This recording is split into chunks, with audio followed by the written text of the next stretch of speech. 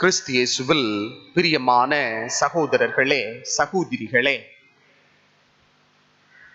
9 ஆண்டுகள் பாராளுமன்ற உறுப்பினராக, 9 ஆண்டுகள் தமிழ்நாட்டின் முதல் மந்திரியாக, முதல் அமைச்சராக வாழ்ந்தவர் காமராசர்.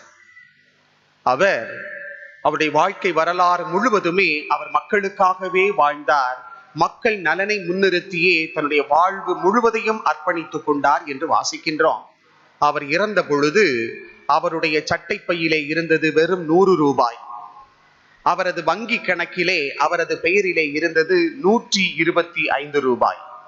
அவர் தன்னுடைய ஒரு சிறிய ட்ரங்க் பெட்டியிலே 2 ஜோடி வேட்டி, 2 ஜோடி சட்டை, 2 ஜோடி துண்டு, மேலும் 1 ஜோடி காலணிகள், ஒரு மரத்தினால் செய்யப்பட்ட ஒரு பேனா, இதுதான் அவரிடமிருந்த முழுமையான சொத்து. இவைகள்தான்.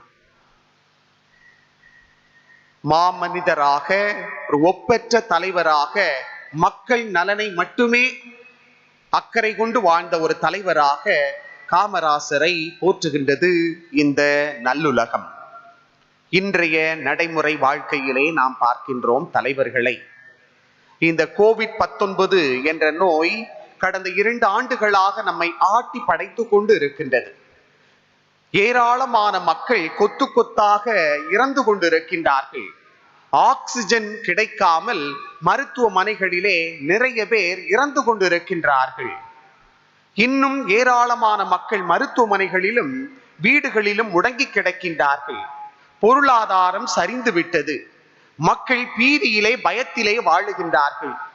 அடுத்து வருகின்ற நபரை பார்த்து பயப்படுகின்றார்கள். ஒருவேளை அவருக்கும் இந்த கொரோனா இருக்குமோ, என்னையும் அது தாக்கி விடுமோ என்று ஒருவரை ஒருவர் பார்த்து பயந்து வாழுகின்ற ஒரு நிலைமை.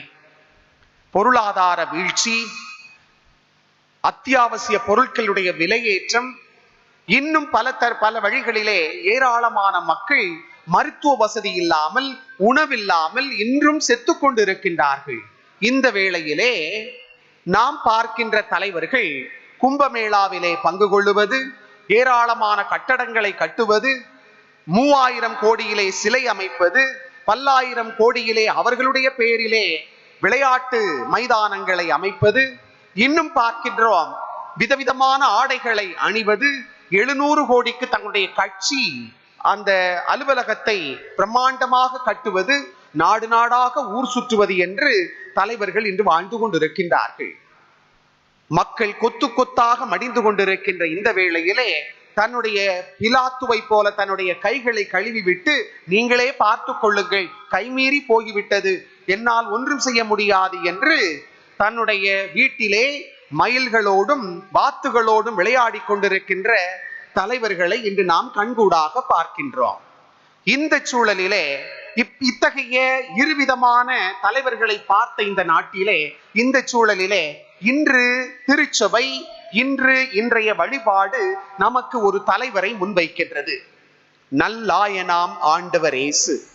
நல்ல ஆயன் தன்னுடைய ஆடுகளுக்காக உயிரை கொடுப்பான். ஆடுகளை அறிந்திருப்பான். தன்னுடைய கொட்டிலை சேராத மற்ற ஆடுகளின் மீது பரிவு, பாசம், பற்று கொண்டிருப்பான் என்பதை இன்றைய நற்செய்தி வாசகமும் இன்றைய அனைத்து திருவழிபாடும், இந்த திருவழிபாட்டினுடைய அனைத்து நிகழ்வுகளுமே நமக்கு எடுத்து சொல்லுகின்றது. ஆண்டவர் இயேசு கிறிஸ்து தைரியமாக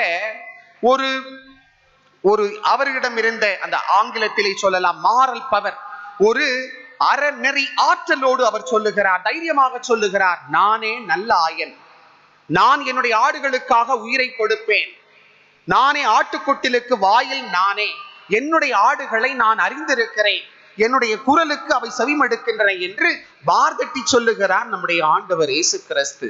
அன்பார்ந்த சகோதரர்களே, சகோதரிகளே, இன்றைய ஞாயிறை நல்ல ஆயன் ஞாயிறாக திருச்சபை கொண்டாட நமக்கு அழைப்பு விடுக்கின்றது.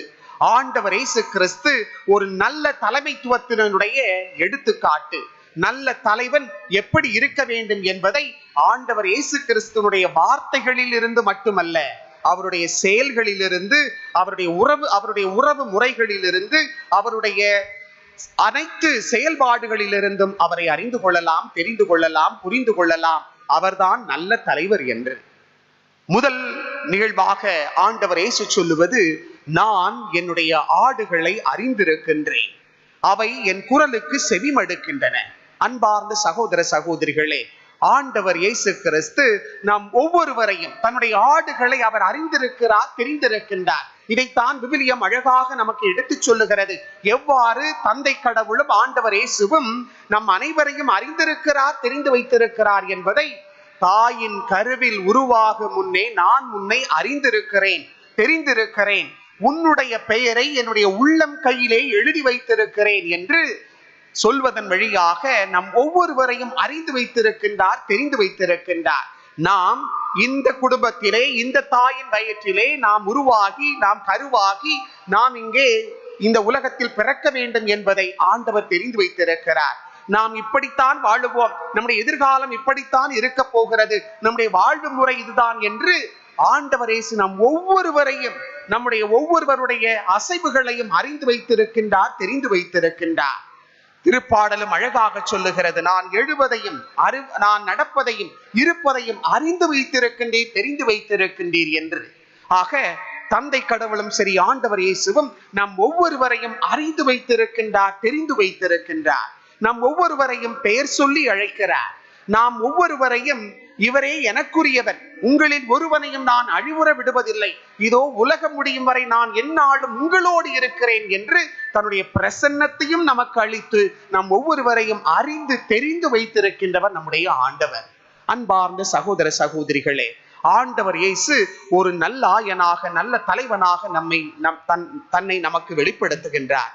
அந்த நல்ல ஆயனை ஆண்டவராக, மெசியாவாக விசுவசிக்கின்ற நம்புகின்ற நாம் அனைவரும் ஒவ்வொரு விதத்திலே, நாம் வாழுகின்ற ஒவ்வொரு இடங்களிலுமே ஒவ்வொருவருமே ஒரு நல்ல ஆயனாக, நல்ல தலைவனாக வாழ மாற அழைக்கப்படுகின்றோம். நம்முடைய குடும்ப வாழ்வை நாம் எடுத்துக்கொள்ளுவோம். நம்முடைய பெற்றோர்கள் பிள்ளைகளை, குழந்தைகளை அறிந்து வைத்திருக்கின்றார்களா, தெரிந்து வைத்திருக்கின்றார்களா? ஒரு சில பெற்றோருக்கு தங்களுடைய பிள்ளைகளின் பெயர்கள் கூட சரியாக, முறையாக தெரிவதில்லை. முழுமையான பெயர் என்னதென்று கூட ஒரு சிலருக்கு தெரிவதே இல்லை. எத்தனை குழந்தைகள் இருக்கிறது என்று கூட ஒரு சில தந்தையர்களுக்கும் தெரிவதில்லை. தன்னுடைய குழந்தை என்ன செய்கிறது, அதனுடைய விருப்பம் என்ன, அதனுடைய செயல்பாடுகள் என்ன, அதனுடைய எதிர்பார்ப்புகள் என்ன என்பதை அறியாத, புரியாத, தெரிந்து கொள்ள விரும்பாத பெற்றோர்களும் இன்று இருக்கின்றார்கள். தன்னுடைய குழந்தை என்ன செய்கிறது, எங்கு போகிறது, எங்கிருந்து வருகிறது, என்னவெல்லாம் செய்கிறது, எப்படி ஒரு ரகசியமான ஒரு வாழ்க்கையை வாழ்ந்து கொண்டிருக்கின்றது, 2 மணி வரை தன்னுடைய அந்த செல்லிலே என்ன செய்து கொண்டிருக்கிறார்கள் என்பதை தெரிந்து கொள்ள விரும்பாத, அறிந்து கொள்ள விரும்பாத பெற்றோர்கள் இன்றும் இருக்கத்தான் செய்கின்றார்கள். தங்களுடைய பிள்ளைகள் எப்படி வேண்டுமானாலும் வாழ்ந்து கொண்டு செல்லலாம், எப்படி வேணாலும் இருந்து கொண்டு செல்லலாம், எங்கு வேண்டுமானாலும் போகலாம், வரலாம், என்ன வேண்டுமானாலும் செய்யலாம் என்று பிள்ளைகளை பற்றி அறிந்து கொள்ளாத, தெரிந்து கொள்ளாத, புரிந்து கொள்ளாத பெற்றோர்கள் இன்றும் இருக்கின்றார்கள். இன்று நல்லாயன் இயேசு நம் ஒவ்வொருவரையும் அழைக்கின்றார். உங்களுடைய பிள்ளைகளை, உங்களுடைய குழந்தைகளை அறிந்து கொள்ளுங்கள், தெரிந்து கொள்ளுங்கள், புரிந்து கொள்ளுங்கள். அவர்களுடைய உணர்வுகள் என்ன, அவர்களுடைய விருப்பு வெறுப்புகள் என்ன, அவர்கள் எத்தகைய ஒரு வாழ்க்கையை வாழ்ந்து கொண்டிருக்கின்றார்கள், அவர்கள் உண்மையிலே அவர்கள் தூய்மையான ஒரு வாழ்க்கையை, நல்லதொரு ஒழுக்கமான வாழ்க்கையை அவர்கள் வாழ்ந்து கொண்டிருக்கின்றார்களா, இல்ல ஒரு ரகசியமான ஒரு வாழ்க்கையை வாழ்ந்து தங்களுடைய வாழ்க்கையை அவர்கள் நாசமாக்கி கொண்டு இழந்து கொண்டு இருக்கின்றார்களா? ஒவ்வொரு பெற்றோரும் கடமை உள்ளம் கொண்டவர்களாக இருக்க வேண்டும் என்பதை நல்லாயன் ஞாயிறு என்று நமக்கு எடுத்து சொல்லுகிறது. பிள்ளைகளுடைய விருப்பு வெறுப்புகள் அனைத்தையுமே அறிந்து தெரிந்து வைத்திருக்கின்ற அந்த பொறுப்பு நம் ஒவ்வொருவரிடமும் இருக்கின்றது. அதனை நாம் உணர்ந்திருக்கின்றோமா, தெரிந்திருக்கின்றோமா? சற்று ஆன்ம சோதனை செய்து பார்ப்போம். இரண்டாவதாக நல்லாயன் சொல்லுவது, என்னுடைய ஆடுகளுக்கு என்ன தேவை என்பதை நான் அறிந்து அவைகளுடைய ஆசைகளை நான் பூர்த்தி செய்வேன் என்று திருப்பாடல் 23 அழகாக சொல்லுகிறது. ஆண்டவர் என் நாயன், எனக்கு என்ன குறை?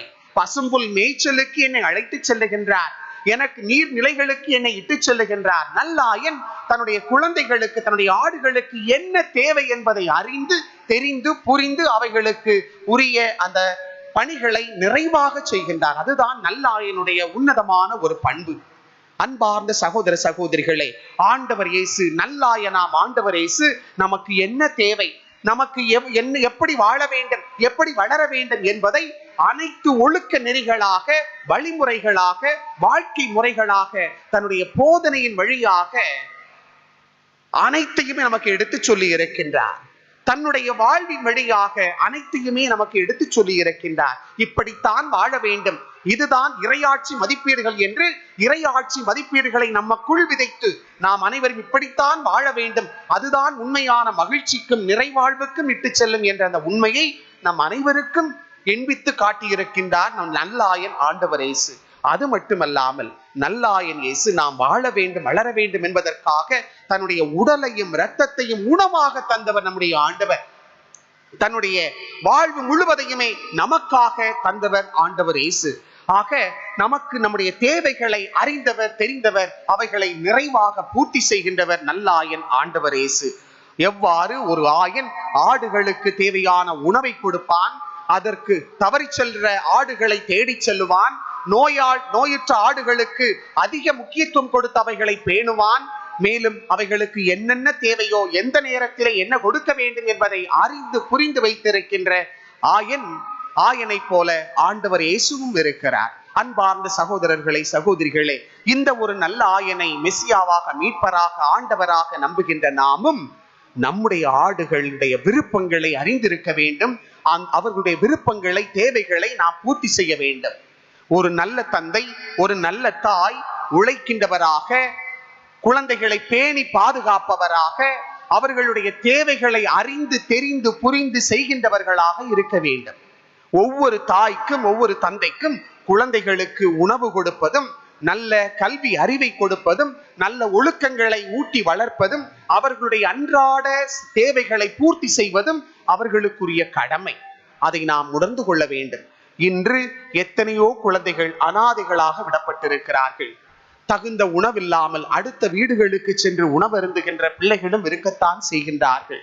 அந்த குழந்தைக்கு என்ன நோய், அதற்கு மருத்துவரிடம் சென்று அந்த குழந்தையை காண்பித்து அதற்கு தேவையான மருத்துவ உதவிகளை செய்ய வேண்டும் என்பதை மறந்து போகின்ற பெற்றோர்கள் இன்றும் இருக்கத்தான் செய்கின்றார்கள். சுயநல போக்கோடு தங்களுடைய தேவைகளை பூர்த்தி செய்கின்ற பெற்றோர்கள், பிள்ளைகளுடைய தேவைகளை மறந்திருக்கின்ற பெற்றோர்கள் இன்றும் இருக்கத்தான் செய்கிறார்கள்.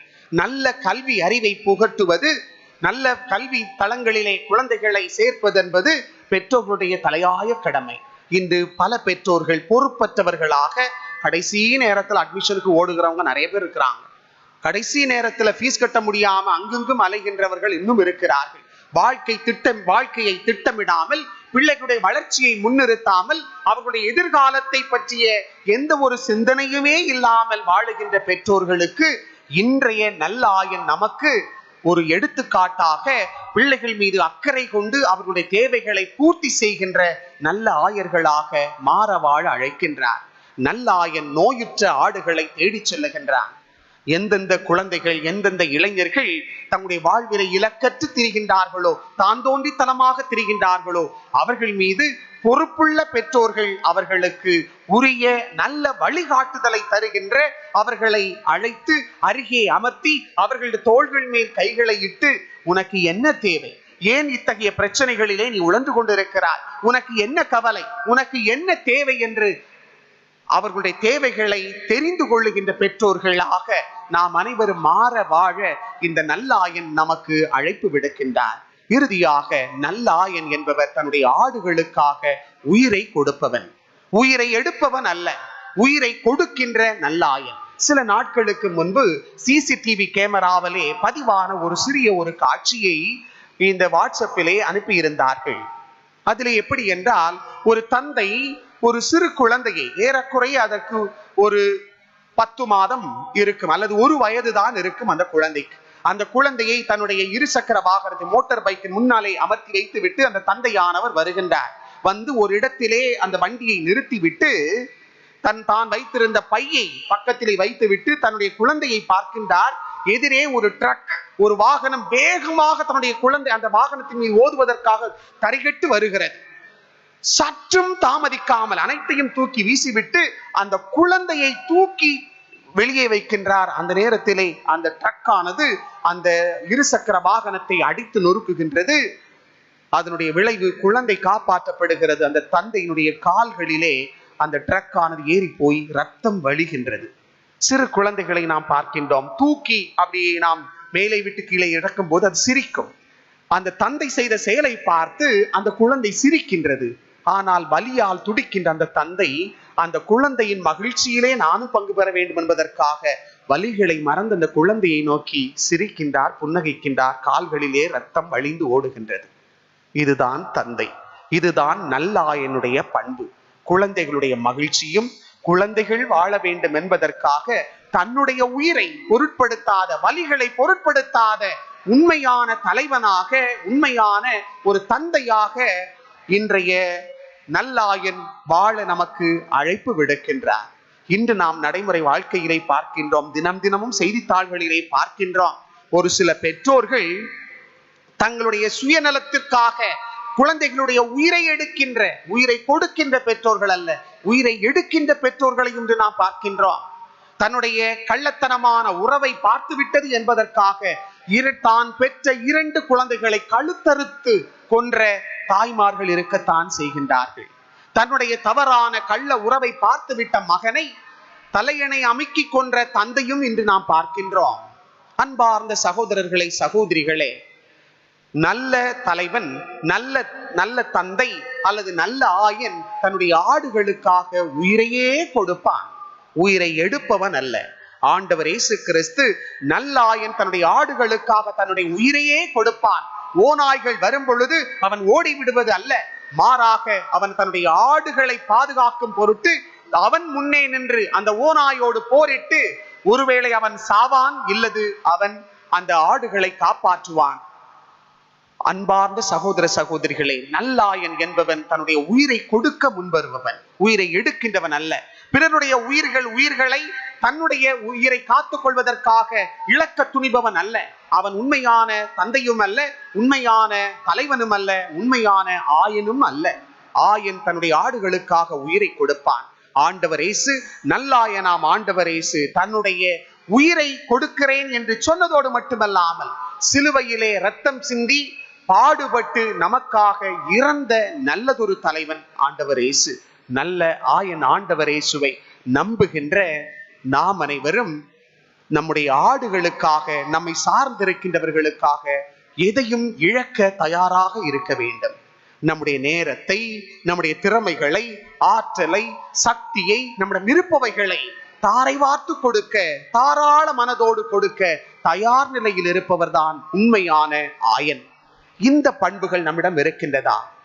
அன்பார்ந்த சகோதர சகோதரிகளே, ஆண்டவர் இயேசு மார்த்தட்டி சொன்னார், நானே நல்ல ஆயன், என்னுடைய ஆடுகளை நான் அறிந்திருக்கின்றேன், என்னுடைய ஆடுகளுடைய தேவைகளை நான் உணர்ந்து அவைகளுக்கு என்ன தேவை என்பதை நான் கொடுக்கின்றேன். நல்ல ஆயனாகிய நான் என்னுடைய ஆடுகளுக்காக உயிரையே கொடுக்க நான் தயார் நிலையில் இருக்கிறேன் என்று சொன்னார். அவரை நம்புகின்ற நீங்களும் நானும் இந்த நல்ல ஆயனுடைய பண்புகளாகிய ஆடுகளை அறிந்திருப்பது, அவர்களுடைய தேவைகளை பூர்த்தி செய்வது, அவர்களுக்காக உயிரையே கொடுக்க முன்வருகின்ற அந்த நல்ல பண்பு நம்மிடம் இருக்கிறதா? நாம் ஆடுகளுக்காக உயிரை கொடுக்காவிட்டாலும் அந்த ஆடுகளுக்காக அவர்கள் நிறைவாழ்வை பெறுவதற்காக நாம் வாழவாவது முயற்சிகளை மேற்கொள்ள வேண்டும். அந்த குழந்தைகளுக்காக, நம்மிடம் இருக்கின்ற குழந்தைகளுக்காக, நம்மிடம் ஒப்படைக்கப்பட்டிருக்கின்ற மக்களுக்காக நாம் உண்மையிலே நிறைவாக வாழ இன்றைய வழிபாடும் நல்லாயன் இயேசுவும் நம்மை அழைக்கின்றார். ஆண்டவர் இயேசுவினுடைய உன்னதமான வார்த்தை இன்றைய நற்செய்தி வாசகத்தினுடைய மைய பகுதியாக அமைவது யோவான் நற்செய்தி 10ஆம் அதிகாரம் 10வது வசனம். நான் என்னுடைய ஆடுகள் உயிர் பெறும் பொருட்டும், அதனை நிறைவாக பெறும் பொருட்டும் தான் நான் இந்த உலகத்திற்கு வந்தேன் என்று. ஆக ஆண்டவர் இயேசு வாழ்வு தருவதற்காக வந்தவர். நாமும் பிறரையும் வாழ வைப்போம், அதனால் நாமும் வாழுவோம்.